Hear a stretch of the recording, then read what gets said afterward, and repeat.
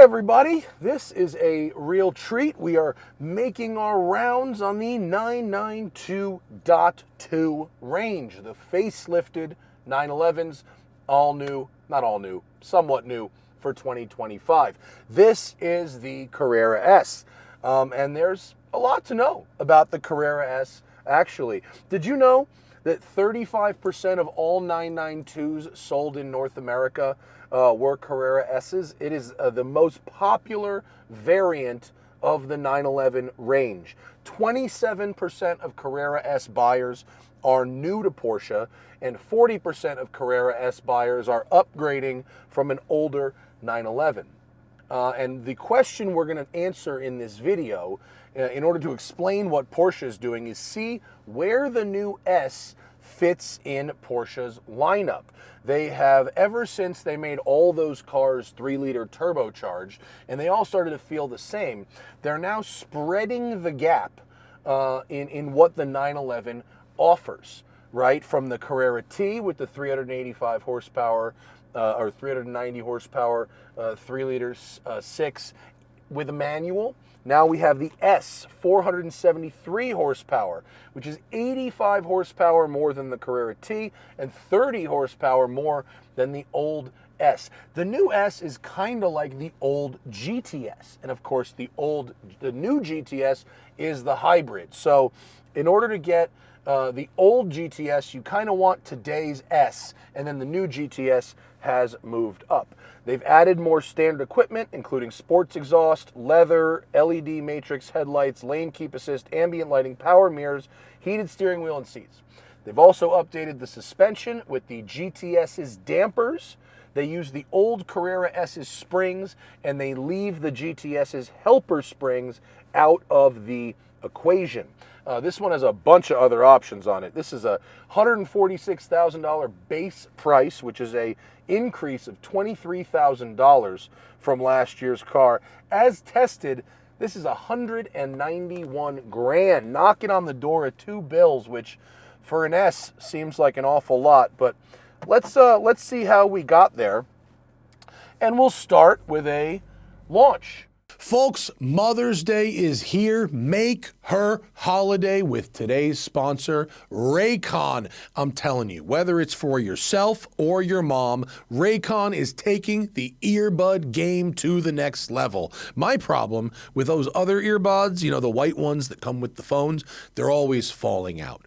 And Raycons have active noise isolation technology capable of drowning out the most maddening of sounds at the gym or on the street, the traffic, screaming kids if it's your mom. And their latest model is better than ever. It's got a 32-hour battery life and multi-point connectivity that lets you pair with two devices at once. Great for moms who have kids, or great with work and personal phones. For me, one charge with this case lasts an entire month. But the better news is that with Raycon's quick charge function, you can add 90 minutes of battery life with just 10 minutes of charging. In case you run out of battery at an inopportune time like work and you have to do calls or FaceTiming the grandkids. Perhaps most importantly, for me, it's all about the fit. I've wrestled with those other earbuds, and with these, the everyday earbuds, I could shake my head around boxing or skiing or doing walks around the neighborhood or chasing after little children, maybe, if I was a mom, and they don't fall out. You'll love them. Your mom will love them. Get them now. Go to buyraycon.com/TheSmokingTire or hit the link in the video description to get 20% off the best-selling everyday earbuds. That's these right now. And thank you to Raycon for sponsoring today's video. Porsche says this is the quickest and fastest Carrera S ever. And we're going to do left foot brake, right foot gas, launch control, and there we go. Ooh.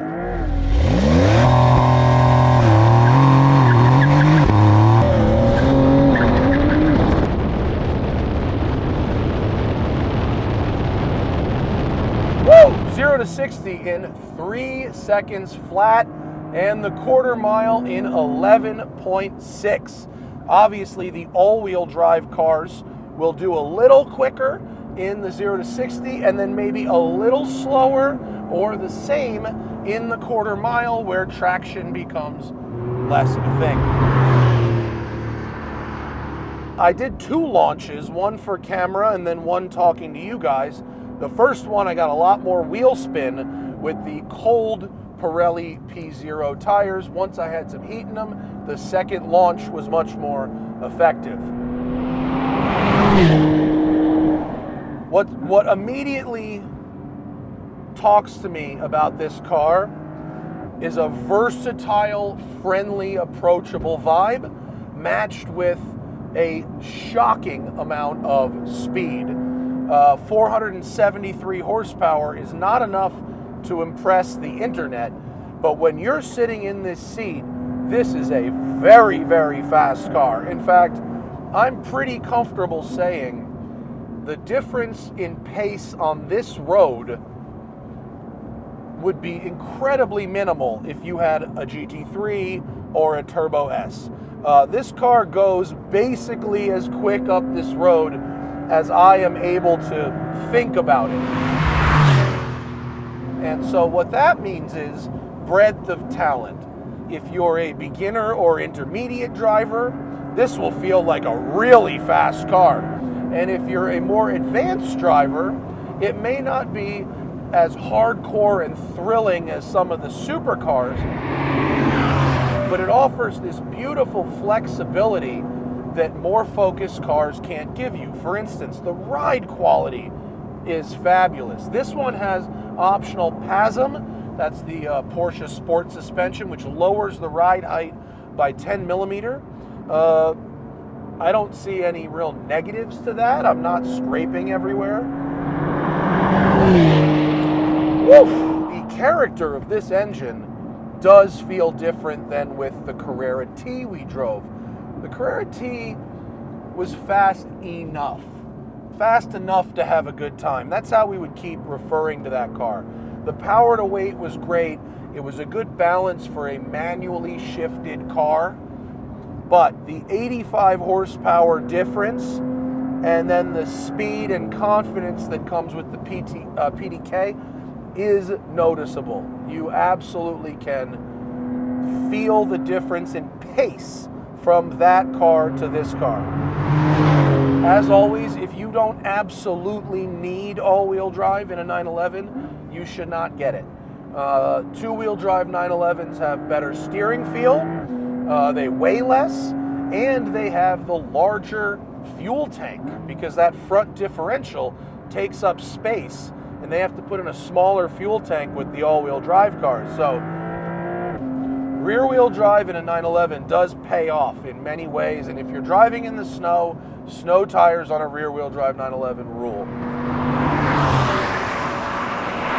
Every time I drive an S, and we should note that this S is the largest jump from a base car to an S in the history of the S nomenclature as pertains 911. So it's a huge gain in performance. Porsche Torque Vectoring Plus is also standard. This one has rear steer, which the 911 ST proved you really don't need for the dynamic driving as much as it helps in parking lots. And it really does help in parking lots. This car is very easy to park.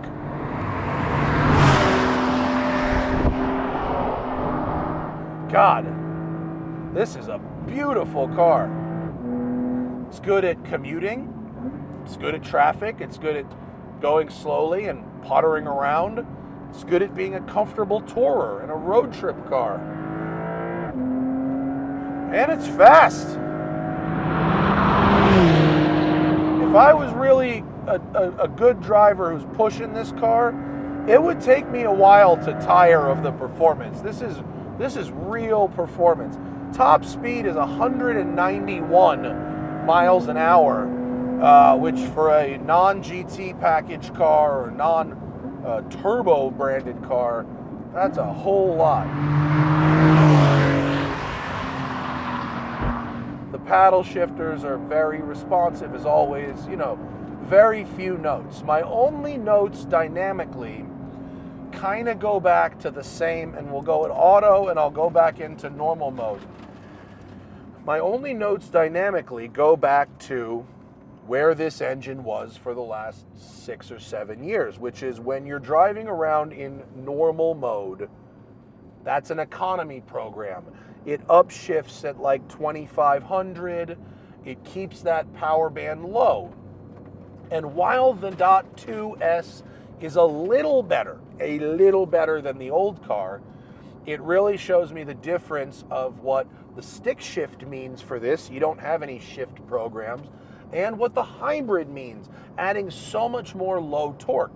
The easy answer is, of course, to flick the knob into sport, drive around in sport all the time. The engine lives in the power band that it's clearly supposed to live in, and you give up some of your fuel economy. These are the trade-offs. For $191,000, does 2 miles per gallon matter to you? I'm guessing not.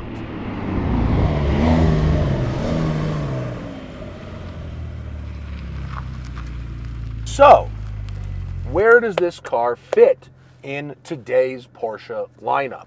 Well, the T is clearly the entry-level enthusiast choice. It's the only one available with a manual other than the GT3 as of today. The S is everyday performance. It's luxury, right? You've got your extended leather, your 18 ways, your dual zone climate, your automatic gearbox, etc., etc. Back seats.